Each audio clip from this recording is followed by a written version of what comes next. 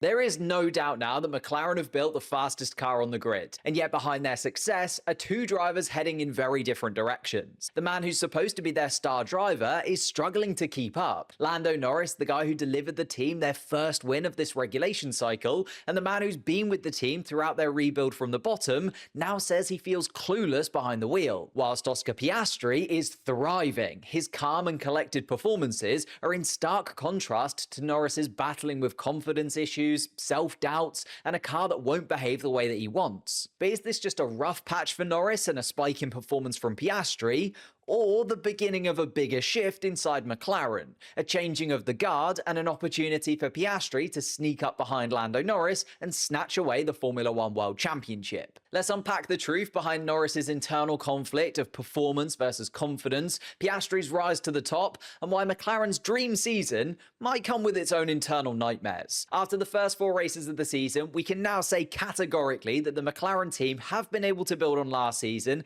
and their car is by all the teams and drivers considered the fastest on the grid. 3 pole positions, also leading to 3 wins out of the first 4 races, is monumental for the McLaren team. Because let's rewind for a second. Midway through 2023, McLaren was nowhere, struggling to score points, buried in the midfield, and then everything changed. Upgrades hit, Lando started grabbing podiums, Piastri won a sprint race, which doesn't sound like much, but Red Bull won every race except one in 2023, so a sprint race win is as good as it could get. And by the end of the year, they were being talked about as one of the teams to watch for 2024, without really being considered for both of the championships. So McLaren's rise since mid-2023 to now leading the pack in 2025 is incredible. However, you could argue it's come at one of the worst possible times. With the regulation changes for 2026 being so dramatic, there's no telling which team will be at the front of the pack again next year. And this could be, for all we know, this era of McLaren's one opportunity at a Drivers' World Championship. This moment in history for McLaren isn't just about performance, it's about perception. McLaren, after winning championships in the past, have spent over a decade as the underdog with potential that will maybe break through at some point whilst being heavily criticised. Now they have to show that they can once again be a top team, and with that comes top team expectations. When your car is this good, every mistake, every qualifying blip, every missed overtake, it matters more and the pressure is exponentially bigger. Put those two factors together, the expectation of the past and the uncertainty of the future, and you can see why the McLaren team have to capitalise on this opportunity now, but also why everyone is watching so closely. Although you wouldn't think it's that high pressure of a situation when looking at Oscar Piastri,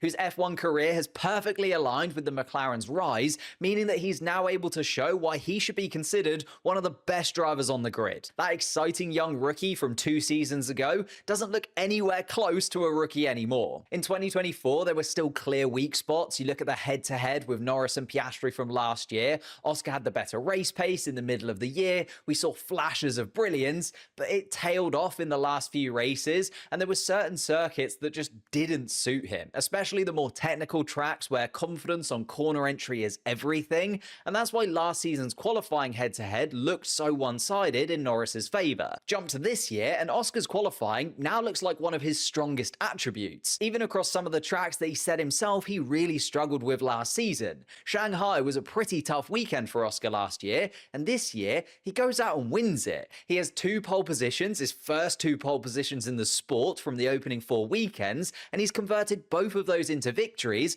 without so much as breaking a sweat. Not only that, but you could argue he's actually had the better race pace of the 2 McLarens in all 4 races this year. In Australia, he was told to hold back on fighting with Norris so that both cars could make their way through the traffic. In China and Japan, he was definitely quicker, just unfortunately in Japan, nobody could do any overtaking. And in Bahrain, well, he was escaping away from everybody lap after lap. He was 7 seconds in front of Russell when the safety car came out, and then 16 seconds ahead at the end of the race, despite that safety car reset. This past weekend completely changed how the F1 world should be considering Piastri this season. To me, Oscar Piastri is starting to look established, composed, like someone who's been here for years, and under pressure, he quietly and calmly deals with the situations that are in front of him. And this might seem weird, but I actually think that spin in Australia might end up being a good thing for his season. I know he missed out on a second place finish, which would have put him top of the championship right now, but hear me out. That mistake in front of his home crowd could have easily sent his head spiraling. Being beached in the grass in that way, watching everyone fly past with the expectation of the home crowd looming over you, other drivers would have jumped out of that car and given up on the weekend. But Oscar kept trying, he recentered himself and dealt with the situation in front of him, salvaging a couple of points. Of course, those points in and of themselves could end up being crucial by the end of the season,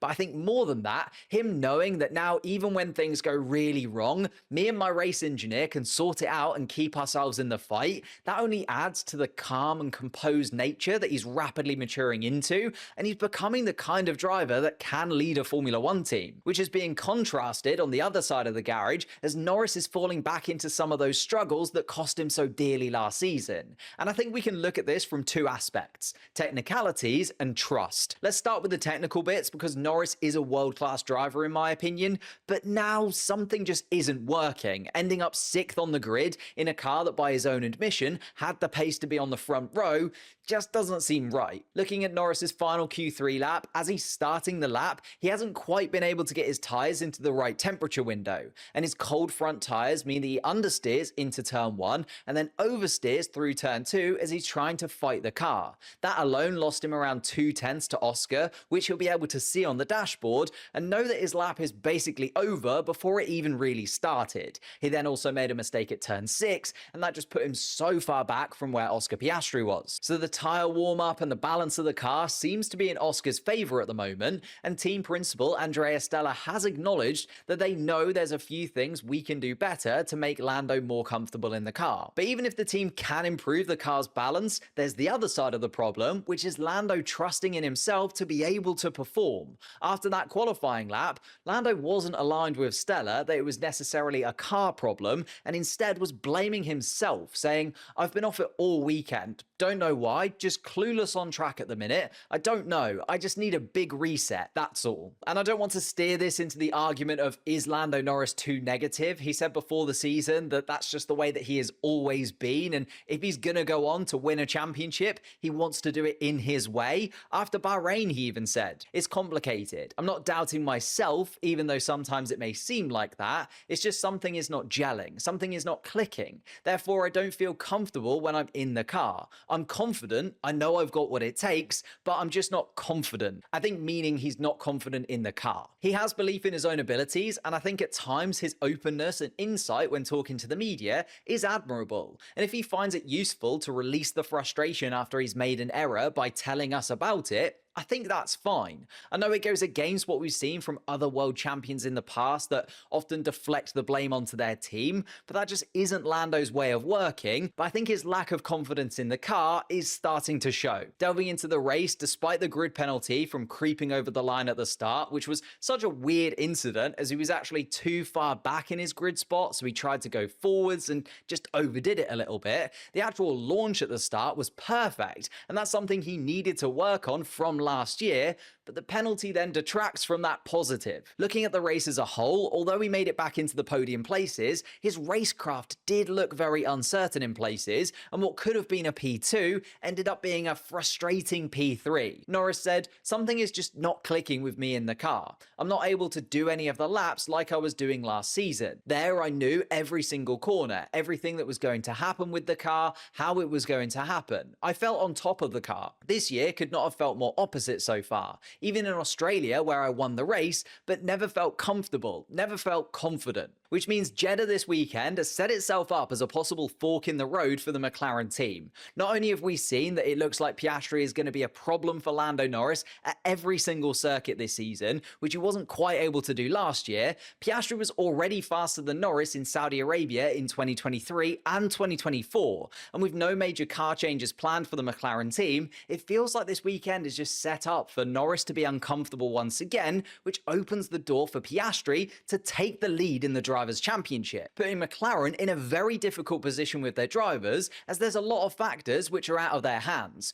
Red Bull and Mercedes' possible pace and development trajectory is still unknown, meaning that although McLaren has the quicker car right now than Max Verstappen and George Russell, there's no guarantee that those two won't enter the title battle as the season progresses. We all know that the teams will be bringing upgrades after Miami when F1 heads back into Europe, and the FIA is introducing the new Flexi Wing test from the Spanish Grand Prix onwards, all of which could change the running order dramatically, as we saw last season with McLaren jumping Red Bull. Both Russell and Verstappen are scoring enough points to keep themselves close enough to the McLarens in the drivers' standings that, given the right car developments, they could put themselves ahead of the McLaren drivers in the drivers' standings by the end of the season. So although we haven't seen any dramatic team orders from the McLaren team yet this season, what happens if Piastri keeps outperforming Norris and Norris doesn't adapt to the car before the title fight possibly starts to tighten? I know Stella insists that both drivers are being treated equally, but momentum inside McLaren is shifting,